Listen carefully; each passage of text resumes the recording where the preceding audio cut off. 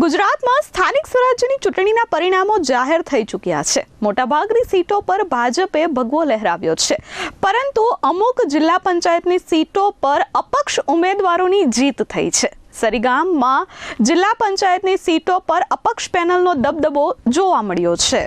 સરીગામ જિલ્લા પંચાયત સીટ પર અપક્ષ યુવા શક્તિ વિકાસ સંગઠને ફરી એક વખત પોતાનો દબદબો સાબિત કર્યો છે। ભાજપ સામે રાકેશ રાયની આગેવાની હેઠળ પેનલ દ્વારા ઉમેદવારી નોંધાવવામાં આવી હતી, જેમાં તેમણે ભાજપને ટક્કર આપી 3600 મતોથી ભવ્ય વિજય નોંધાવ્યો છે।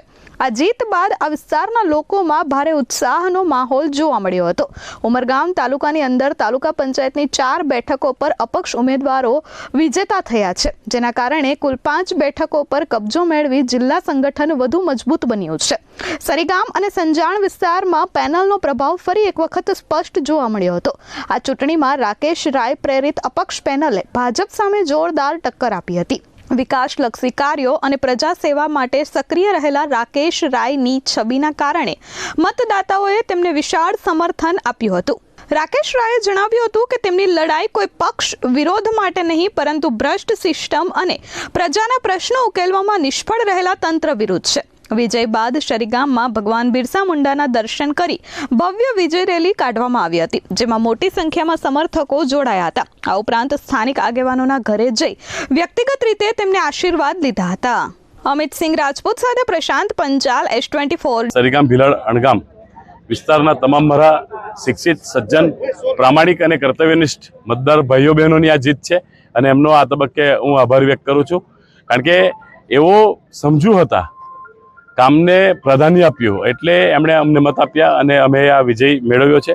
અને ખાસ કરીને મામલતદાર સાહેબ ઉમરગામ, આપણા દલપતભાઈ બ્રાહ્મણકત સાહેબ, એ કર્તવ્યનિષ્ઠ અને પ્રામાણિક સજ્જન વ્યક્તિ હતા, સજ્જન અધિકારી હતા, એટલે એમણે કોઈ દબાણ તો ખૂબ થયું કે રાકેશભાઈ રાયનું ફોર્મ રદ કરો, પણ એમણે સચ્ચાઈ અને સત્ય અને ધર્મની સાથે રહ્યા અને એમણે પોતે મોતને વહાલ કર્યું, પણ કોઈ જગ્યાએ અન્યાય કે અસત્યને સાથ નહીં આપ્યો।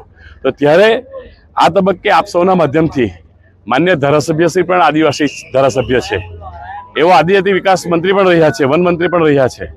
તો ત્યારે માન્ય ધારાસભ્યશ્રી આદિવાસી જો સાચા ધારાસભ્ય હોય અને આદિવાસી સમાજના વ્યક્તિઓ અને સાચા વ્યક્તિ જો હોય, તો એવો માન્ય મુખ્યમંત્રીશ્રી પાસે સ્પેશિયલ ઇન્વેસ્ટિગેશન ટીમ બનાવીને આ આપઘાત પ્રકરણની તપાસ કરાવે અને પીડિત પરિવાર છે, જે શોક સંપત પરિવાર છે, મામલતદાર સાહેબના પરિવારજનો છે, એમને ન્યાય આપવા માટે માન્ય ધારાસભ્યશ્રી આગળ આવવું જોઈએ।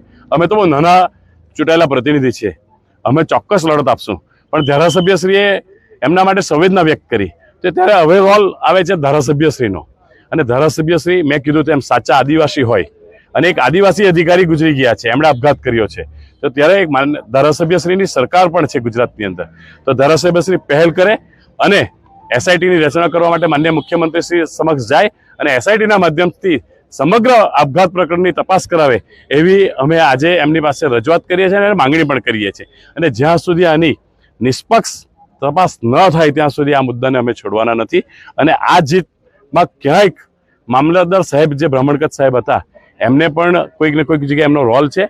એમને આ જીત એમને સાચી શ્રદ્ધાંજલિ છે અને અમે મામલતદાર સાહેબને સાચી શ્રદ્ધાંજલિ આપીએ છીએ અને એમને આત્માને શાંતિ મળે એવી ભગવાનને પ્રાર્થના પણ કરીએ છીએ।